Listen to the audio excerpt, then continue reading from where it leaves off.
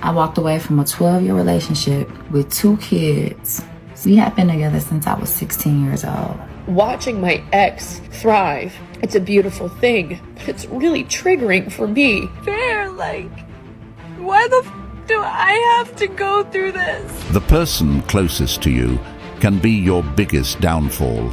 Be careful who you marry. I got an email today while I was at work saying that my divorce has been finalized. I'm divorced.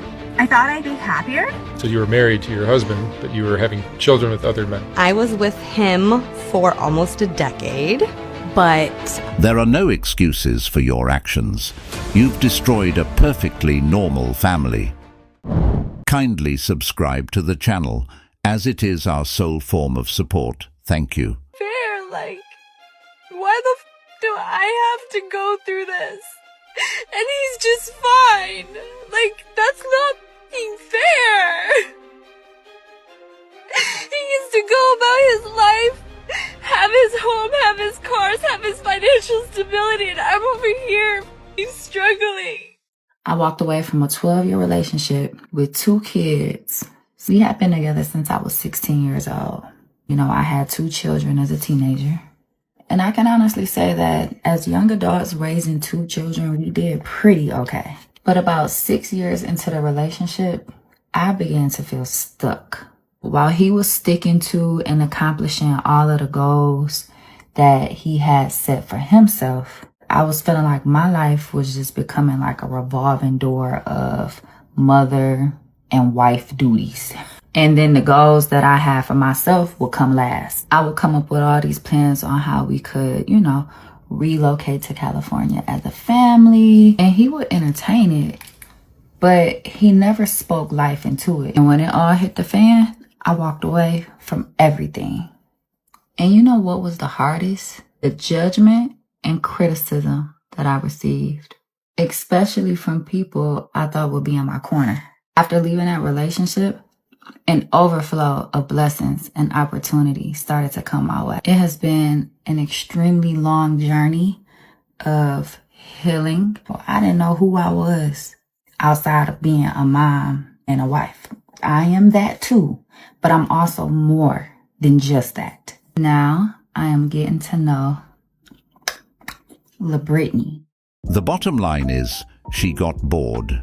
And what makes this even more crazy is the fact that she left her kids behind. This right here shows you that a man will give up his happiness for his family, while a woman will give up her family for her happiness. The only thing this woman is healing from is from the damage that she caused. She may claim she's on a journey of self-discovery or growth, but at the end of the day, she's running from the consequences of abandoning the people who depended on her the most. It's rarely spoken about how much pain is left behind. Her children, her ex-partner, they're the ones left picking up the pieces, while she convinces herself that her choice was necessary. In reality, she's not healing from any deep trauma inflicted on her. She's merely trying to escape the guilt and the wreckage of her own decisions. And the sad part is, in the process, she's tearing apart the very foundation of what she once had, a family that men would fight to hold together, even at the cost of their own happiness. Watching my ex thrive, it's a beautiful thing, but it's really triggering for me because I walked away with literally having to start over after 12 years of starting over, of wondering if I'm going to be able to keep a roof over my head with my boys and not being able to just go out and play in our backyard like we used to, and wondering if I'm going to be able to feed them. The problem that I have with this is that when you decide to no longer be in a relationship with somebody, they do not owe you for their successes from the time that you stopped being with them on. Outside of what they owe you for potentially justified alimony and child support, you cannot get mad that that man is successful without you because you're not his future, so he does not owe you the future rewards. She's basically saying, I wish my ex was doing bad like me, because I'm miserable That's the playbook. She's playing victim. That man started thriving after 12 years. That man was held back for 12 years. My wife of 30 years cheated and left. I can say she is triggered by my new family and success. Drizzle, drizzle. This is what I call success is the ultimate revenge. And it's ironic, because while this woman is out here struggling, why does she even have custody of the kids in the first place? If she can't keep her life together, shouldn't the father, the more stable and reliable figure, assume responsibility? But of course, the system often overlooks that. But the truth is, this woman was the problem the entire time, yet she can't see it. She's too busy pointing fingers when she should be looking in the mirror. After all, she's the one who chose to walk away from the marriage, thinking she'd find something better. Now she's sitting in her own mess, jealous of her ex-husband's success. She wanted freedom or excitement, but instead, she's watching him thrive while she struggles to keep her head above water. It's funny how the tables turn. The only question left to ask her now is, how green is the grass over there? I don't cook, I don't clean, but let me tell you how I got this ring. You were nice until he married you, and then you showed your true colors. Ouch! I just want to say something. If you're a parent and you have a partner at home who loves you and your kids and helps take care of you in any way, mentally, emotionally, financially, physically, however it may be, they contribute to you and your family and your kids, just thank them. Just say thank you. Remind them how grateful you are. Remind them how amazing they are. Because I would give anything to have someone at home to love me and support me. I've been the working parent, I've been the part-time working parent, I've been the stay-at-home mom and wife, and now I'm the single mom working 2 jobs. And I miss my kids, but I have to pay my bills. So just tell your partner you're thankful. Even if you're mad at them today, tell them you're thankful. Do not take the things they do for you for granted. This is one of those situations where you don't get appreciated until you're gone. It's like people take you for granted when you're constantly there, providing, supporting, and sacrificing. But the moment you step away, that's when they realize what they lost. I mean, what did this woman expect? You can't just walk away from a marriage and expect everything to magically work out in your favor. Being grateful in a marriage is crucial. Gratitude isn't just about saying thank you. It's about truly recognizing the value of what your partner brings to the table and not assuming they'll always be there, no matter how they're treated. When gratitude disappears, so does the connection. This woman probably got too comfortable, thinking her husband's dedication was something she didn't need to appreciate or nurture. But nonetheless, it seems like life has taught her that lesson, the lesson of not taking things for granted and to be grateful. The court notified me that my final decree of divorce has been approved by the judge. I know that it sucks being alone. I come home and I'm alone. I go everywhere alone. I don't hardly talk to him anymore.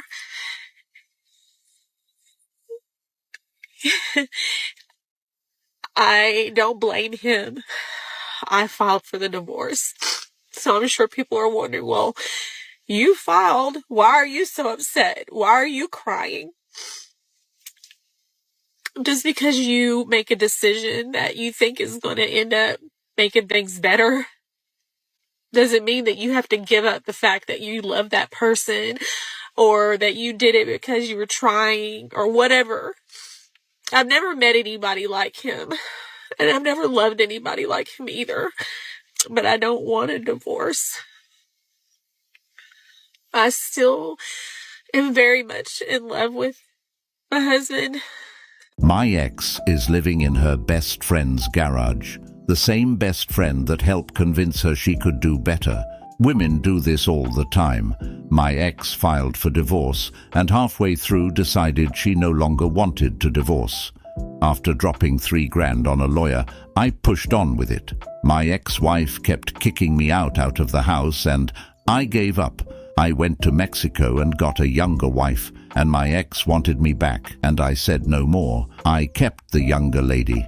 It's been 28 years later. I'm unhappy because he is happy without me, and I realize I was the reason for his unhappiness for 500 Tom. How are we supposed to balance everything? I am drowning.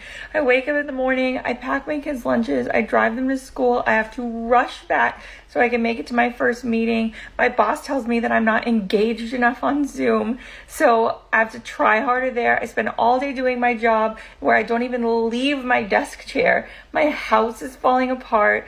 I don't even have time to take my dogs outside during the day, and somehow I'm also supposed to be working out, cooking dinner at night, eating right, helping them with homework. I spend my lunch break picking them up from school, and I don't even get 5 minutes to myself during the day. Not even enough. Like, I'm not doing anything 100%.